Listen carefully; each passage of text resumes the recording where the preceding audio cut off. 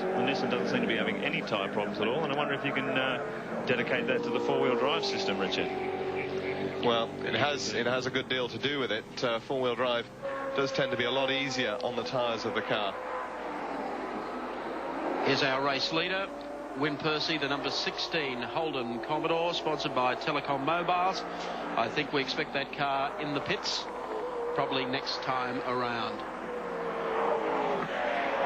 And a pit stop also for the 18 car is not that far away.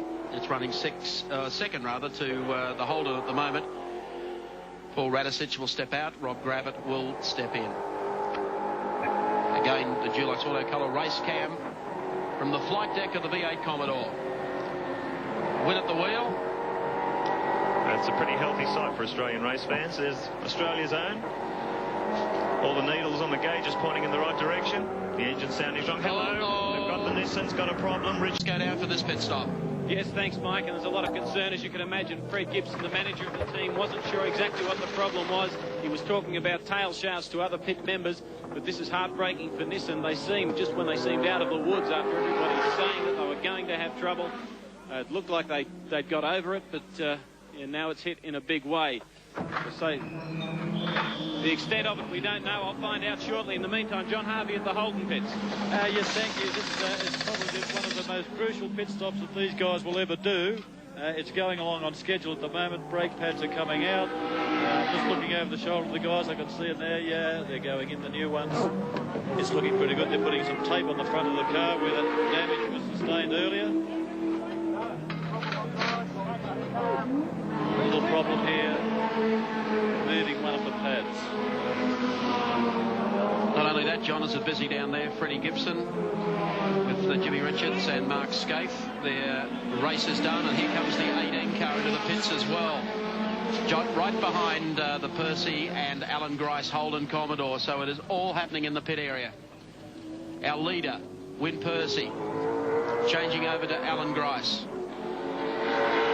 At least Mark Scaife sitting back in the car, so they're obviously confident they can get the car going again. We'll check out what their problem is.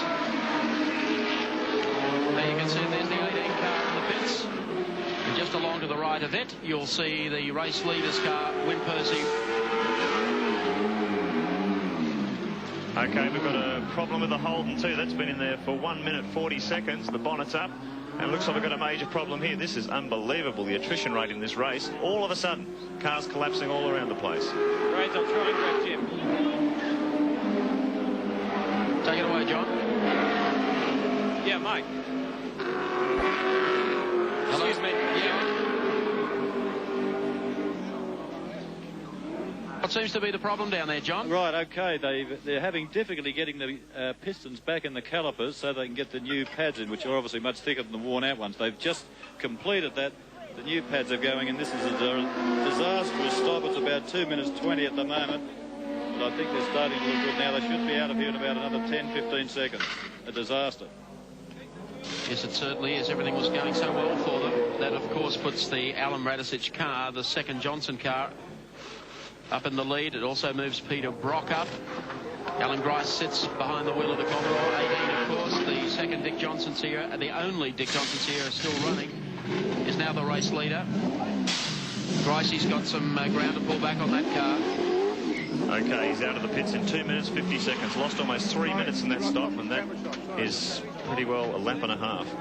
And the disappointment of the day for Nissan, obviously, the problems of the GTR, what could have been. Jim Richards. Jim, just when it seemed you had all the knockers proven wrong, something's gone wrong. Now, what is it? I'm not sure. I think it's a CV joint, but I'm not dead sure. But it's just one of those things, you know. It's everything goes well until something breaks. It's always the way. How long will it hold you up? I don't know, to be honest. Depends if the boys can fix what damage is done. But it looks like they're getting into it now, so hopefully we can continue. Yeah, there was some fear that earlier it might have been the race, but Mark's hopped in the car, so you're keen to get back out. Oh yeah, we'll go out. If we can fix it, we'll go out. Whether we lose 3 or 4 or 5 laps, doesn't matter.